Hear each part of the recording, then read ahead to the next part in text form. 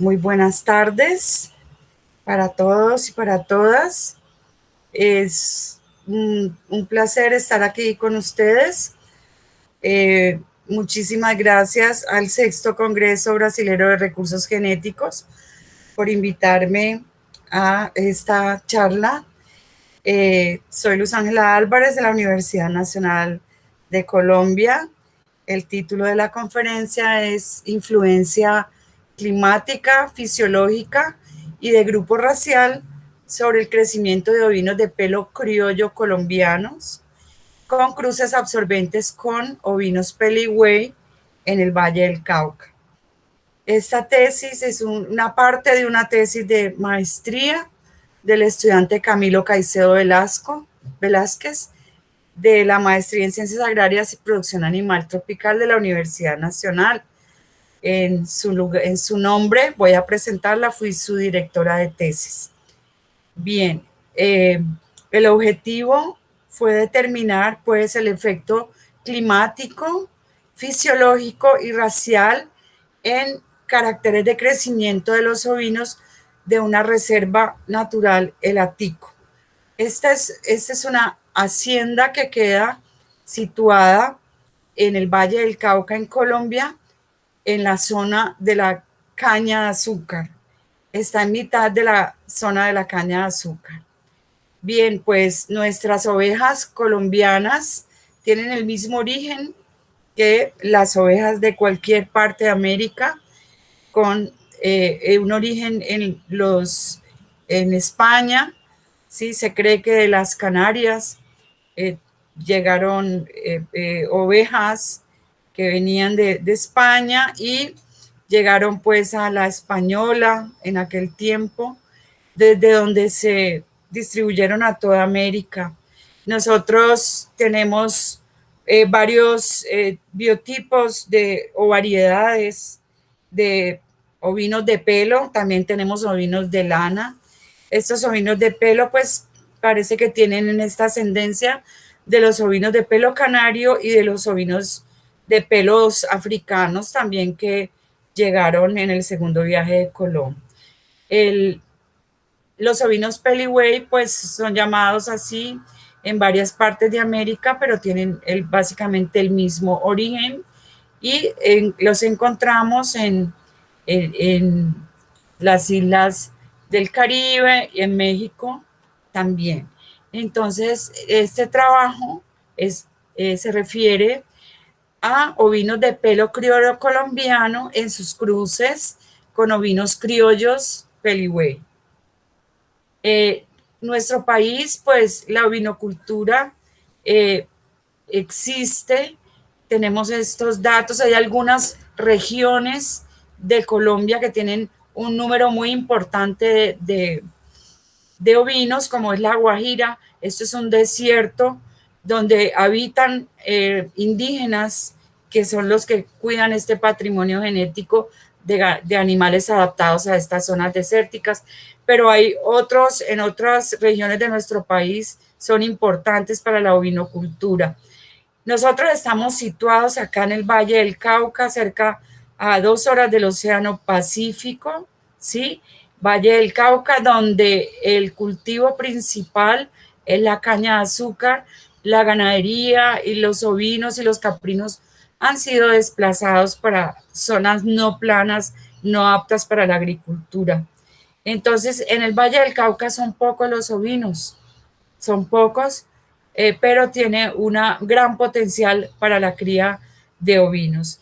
El número de animales no sobrepasa el 1.500.000 de 1.600.000 de cabezas de ovinos.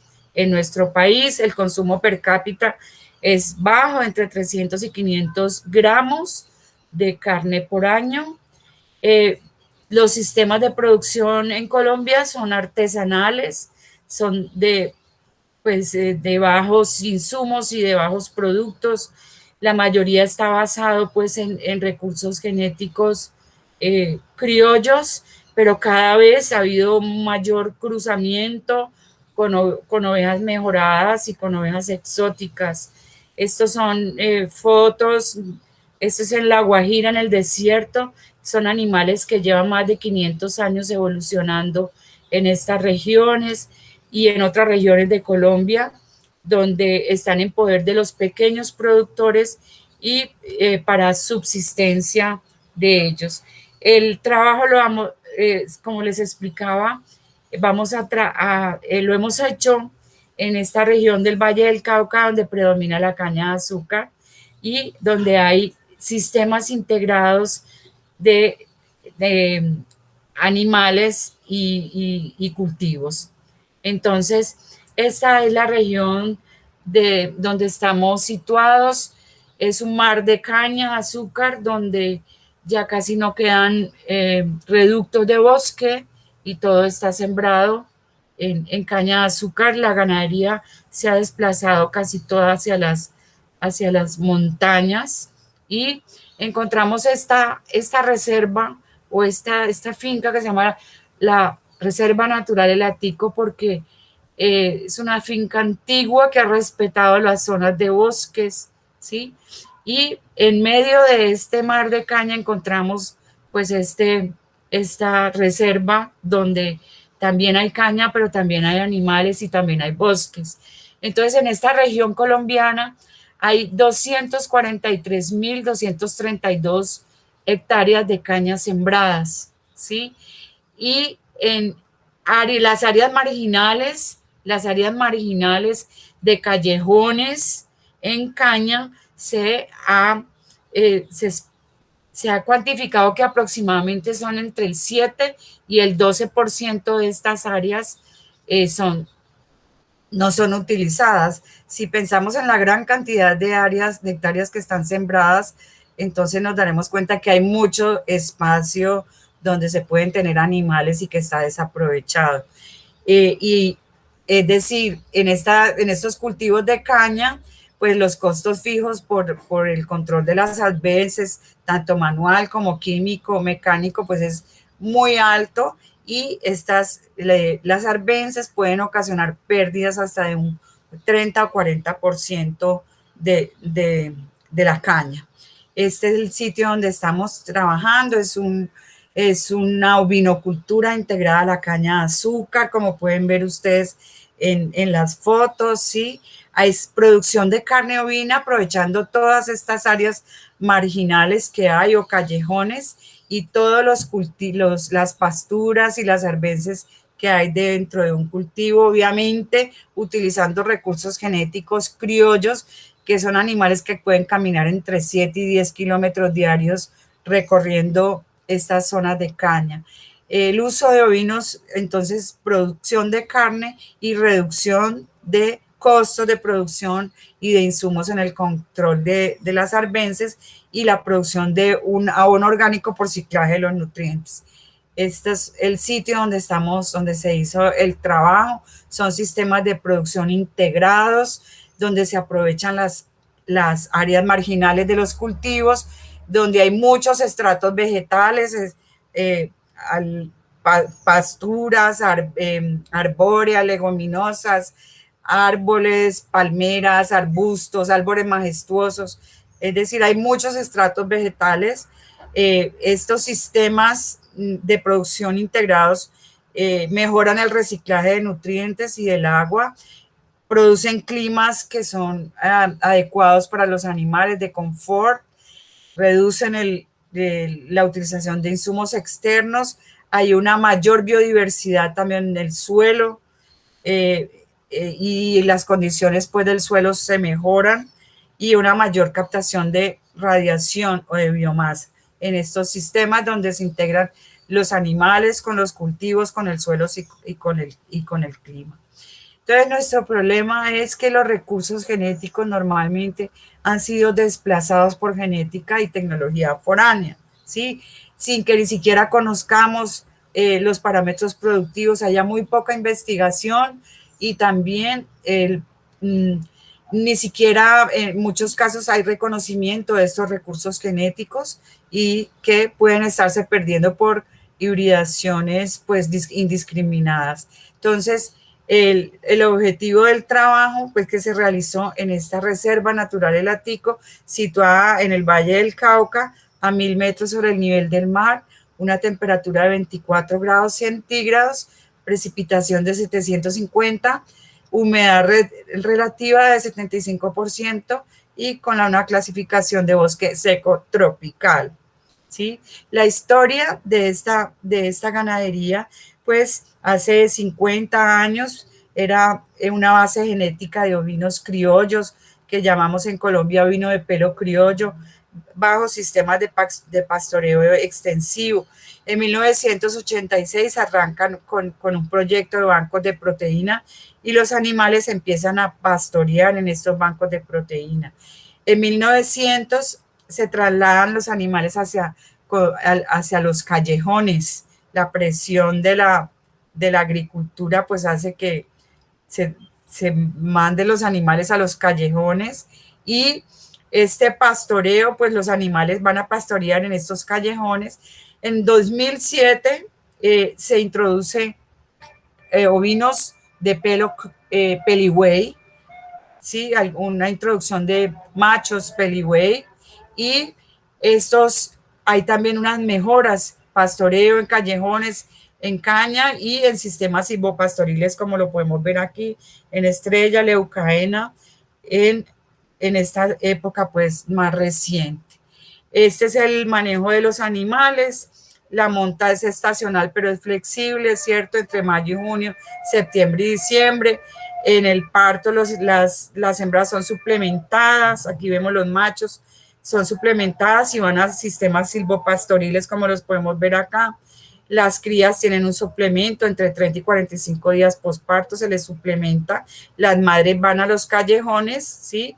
Las crías machos son elastradas y el destete se hace a los 120 días y a partir de este momento los animales van a pastoreo en caña y en callejones. Aquí podemos observar algunas fotografías de los machos, de las hembras y del sistema de producción. Bien, ¿qué se hizo en el trabajo? Entonces, en muy pocas ganaderías colombianas de ovinos se llevan registros. Afortunadamente en esta se pudo, tienen una información bien importante que han llevado desde tiempo, desde más de 50 años. Entonces se tomaron 14, 15 años, desde 2004 a 2017, pesos al nacimiento, pesos a los 30, 60, 90 y 120 días. Se midió el efecto del clima a través de la temperatura, la precipitación, evaporación, humedad relativa. Se estimó el isobalance y la radiación solar. Se midieron los efectos fisiológicos de sexo, tipo de parto, número de parto.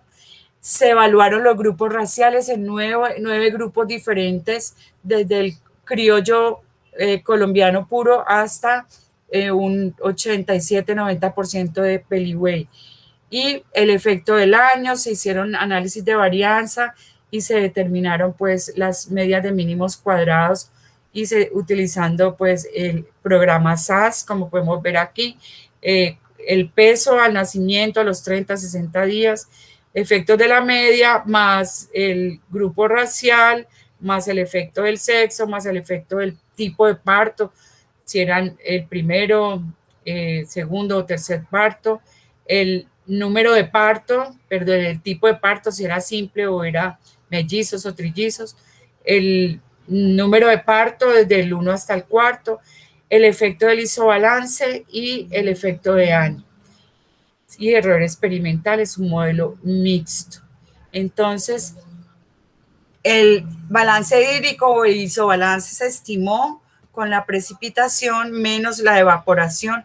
Ese es uno de los indicadores que utilizan para la caña de azúcar y es un indicador pues del comportamiento hídrico de la zona agroecológica. Milímetros de lluvia que han caído y los que se han evaporado. Entonces, el balance hídrico en esta zona es negativo, ¿sí? Lo clasificamos entre bajo, de menos de 72.5 de balance hídrico, 2 o medio, entre menos 72 y 130, y 3, el alto, que era mayor de 130, de menos 130. Estas eran las categorías entonces de isobalance, es decir, la relación entre precipitación y evaporación. Se encuentra un déficit hídrico permanente en la zona, es decir, siempre se evapora más de lo que ha caído, pero bajo estos sistemas de producción en silvopastoreo, el déficit hídrico, lo podemos ver aquí, no es tan extremo como se puede ver en una zona desértica como la Guajira. Bien, los resultados. Entonces, podemos observar aquí el comportamiento de la humedad relativa en morado, de la temperatura y de la radiación solar a través del tiempo. Pues encontramos zonas secas, sí, dos zonas de épocas secas y dos épocas de lluvia, ¿cierto? El comportamiento pues de estos indicadores fue constante. Bien, aquí encontramos la precipitación y la evaporación a través del 2004 hasta el 2017. Entonces en azul podemos observar la precipitación y vemos acá la evaporación y observamos pues que hay un déficit hídrico constante, que obviamente es más fuerte en épocas secas que en épocas de lluvia, tiene ese comportamiento bimodal. Ok. Podemos aquí también ver los nacimientos en rojo. Vemos la curva de los nacimientos. La mayor proporción de nacimientos están en las épocas secas. Sí hay una monta estacional, pero es flexible dependiendo de las condiciones climáticas. Vemos entonces, pero se observa que en épocas secas la porcentaje de nacimientos es mucho mayor en todos estos años que se evaluaron esto es los nacimientos. Aquí vemos la evaporación, en negro, la precipitación en azul, y vemos pues el déficit hídrico, que es durante todo el periodo de tiempo estudiado, fue un déficit hídrico mayor de 1000 milímetros al año y un balance hídrico negativo permanente. Entonces, estas son las condiciones en que estamos a pesar de los sistemas de producción. Vemos que ese isobalance, como se ha estimado, pues tiene una gran correlación con todas las variables climatológicas, la precipitación, la humedad relativa, la temperatura, la radiación solar, la evaporación, están altamente correlacionadas entonces con todas las variables climáticas y son significativas. Bien, entonces, los análisis de varianza, ¿qué nos mostraron? El efecto de sexo significativo en todos los periodos de nacimiento, a los 30, 60, 90 y 120 días, lo mismo que el número de parto, lo mismo que el tipo de parto. Sin embargo, el y lo mismo que el año, todos los efectos fueron significativos. Cuando vemos el isobalance, son los efectos sobre el peso al nacimiento, el peso a los 30 y a los 60, son significativos, pero a los 90 y a los 120 días no son significativos. Vamos a profundizar un poco en esto. Es decir, que los animales se ven afectados por este déficit hídrico hasta los 60 días. A partir de los 60 días, ese déficit hídrico no va a afectar el peso a los 90 y a los 120 días. Esto es parte de esa genética criolla que tienen el criollo colombiano y el criollo peligüey. Muy bien. No hay pues una diferencia significativa a pesar del déficit hídrico. El efecto de sexo pues se comportó de la misma, como convencionalmente observamos en todos los trabajos, ¿sí? Siempre las hembras un poco más livianas que los machos, y podemos observar en en todos los pesajes, las hembras fueron un 5%, 5,4% más livianas que los machos y fueron estadísticamente significativas esas diferencias. Observen el número de datos, ¿sí? Que se analizaron en cada una de estas categorías. O sea, es un número de datos importante, entre 300 y 500 datos, ¿sí? Bien, bueno, pues aquí se empieza a ver a los 60 días, pues el efecto de ya del crecimiento de los animales, las diferencias son mucho más grandes. Bien, el efecto del número de parto, el efecto del número de parto, podemos observar que pues como es normal y lo encontramos en la literatura, las madres más jóvenes y las madres mayores, a pesar de que hay un número pequeño, pero estos son hembras de más de 7 partos, producen pues crías con menores pesos que las madres que están entre el segundo y el séptimo parto, ¿sí? Eh, Aquí podemos observar pues unas hembras, ¿cierto? Obviamente estos animales pues están todavía en crecimiento y están en el desarrollo también de su glándula mamaria, las de primer parto, ¿cierto? Mientras que ya de partos, más de 7 partos, pues ya tienen grasa, tienen pérdida de agua corporal, llega la menopausia, entonces pues van a tener un poco de menos peso sus crías. Bueno, sin embargo, entonces lo que es entre el 2 y 7 vamos a encontrar un mayor peso corporal. Ok, el efecto del tipo de parto, esto es bien interesante. Aquí podemos ver las ubres de estos animalitos y unas escenas de de la cría de este tipo de ovejas. Bueno, en partos simples, ¿sí? En los partos simples, pues observamos que hubo diferencias con respecto a partos múltiples, siendo los partos simples, pues animales un poco más pesados que los de partos múltiples.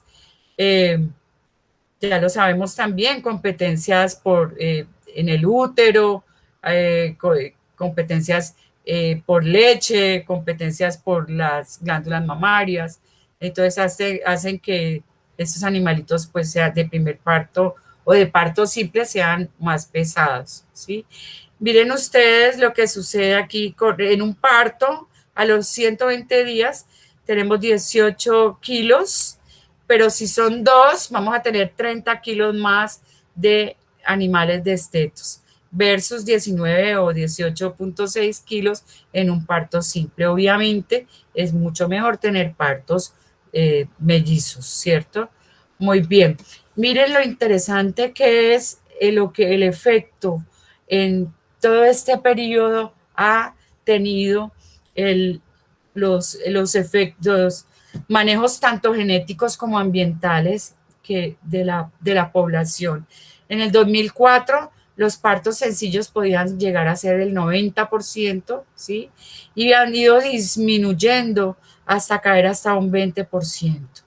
Y los partos múltiples de un 10% han llegado ya a un 80% en este periodo de tiempo.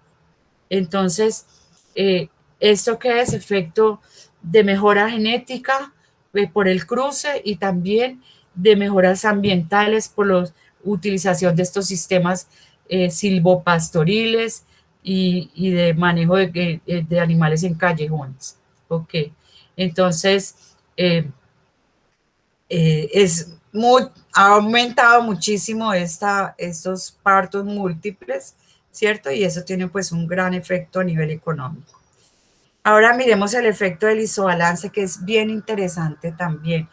Aquí recordemos que durante todo el periodo hay un balance hídrico negativo, es decir, que la evaporación es mayor que la precipitación en estas tres categorías, aquí bajo, medio y alto. Observemos qué sucede, ¿cierto?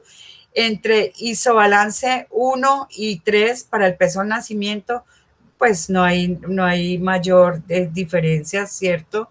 Eh, Podemos observar a los 30 días también diferencias entre bajo y medio, pero lo interesante es que ya cuando los animales crecen, ya tienen 90 o 120 días, el efecto de esa balance hídrico negativo se pierde, ¿sí?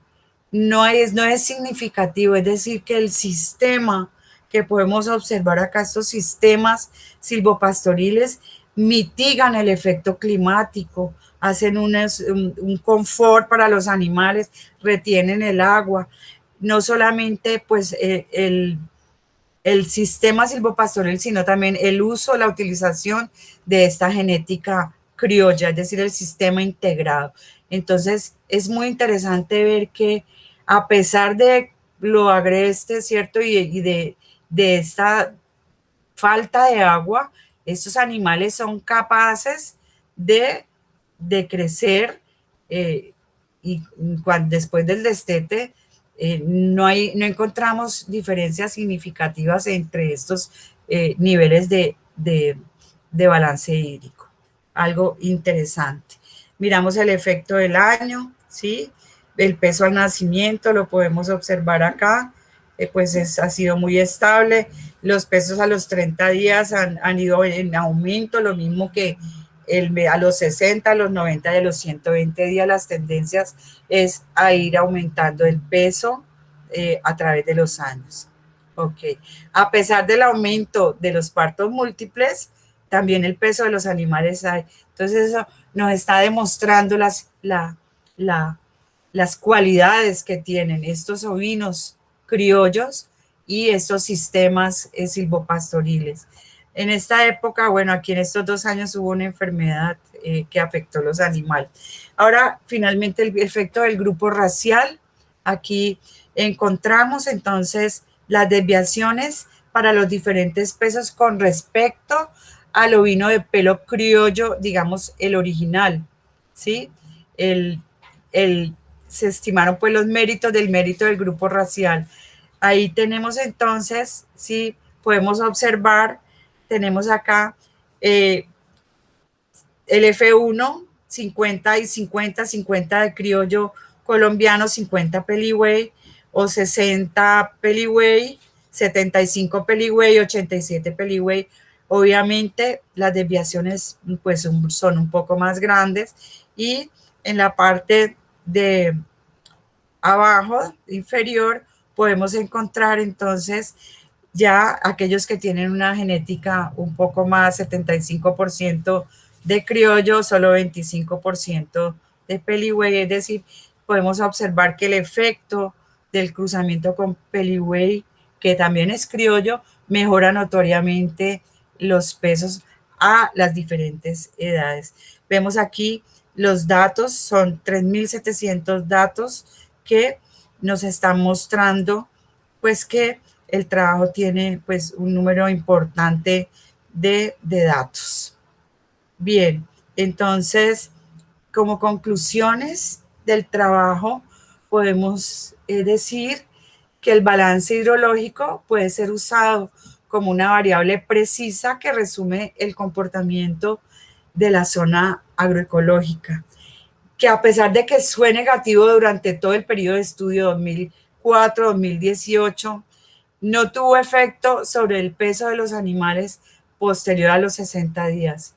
Y esa falta de efecto, digamos, producido es por esos beneficios de las mejoras ambientales en los sistemas de producción de silvopastoreo y también el efecto de cruce con genética peligüey. Todos los factores analizados, como el sexo, el número de parto, el tipo de parto, fueron significativos en el crecimiento de las ovejas. Se obtuvo un aumento de partos múltiples a la vez que se mejoraron las condiciones del sistema, es decir, genética, manejo y sistemas silvopastoriles, que actualmente se expresa en un 78% de partos múltiples en el acto, ¿sí? Que van a incidir sobre unos mayores kilogramos de peso por camada. El efecto racial del peligüey en cruces absorbentes tuvo un comportamiento importante hacia mejores pesos durante el crecimiento. Sin embargo, debe ser visto como la expresión de un potencial genético bajo condiciones ambientales óptimas. Y los resultados de este trabajo resaltan la importancia del uso de recursos genéticos criollos porque tienen una gran capacidad de adaptación, una gran capacidad de respuesta al pastoreo integrado, y en estos sistemas de agricultura y ganadería integrados, donde se utilizan áreas que son desaprovechadas. Estos sistemas de producción mixtos son menos susceptibles a fluctuaciones ambientales, y este trabajo nos corrobora la capacidad de respuesta de los animales ante estas situaciones extremas de sequía. Eh, Muchas gracias. Este es el parte, como les dije, del trabajo de Camilo Caicedo Velázquez. Aquí está, estudiante de maestría de la Universidad Nacional. Vemos a Camilo, su familia. Hemos participado en los congresos de recursos genéticos de la Red Combian, el profesor Carlos Vicente también, que participó en nuestro trabajo. Agradezco mucho al Congreso de Recursos Genéticos Brasilero esta oportunidad. Muchísimas gracias.